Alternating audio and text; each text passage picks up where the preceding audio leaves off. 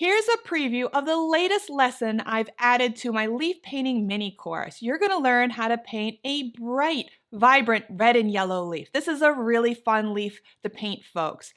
In the first layer, I'm going to show you how to create a dynamic yellow base to this leaf so that it shines through the red, creating a warm glow to the leaf.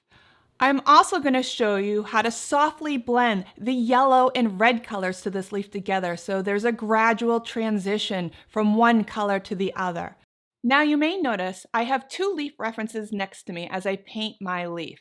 I'm going to show you in this lesson how to pull different elements from different leaves and combine them together to form your very own leaf, which is the big takeaway in this leaf lesson because it teaches you how to create your own original paintings. And if you want to give this lesson a try, make sure you get my leaf painting mini course before October 31st.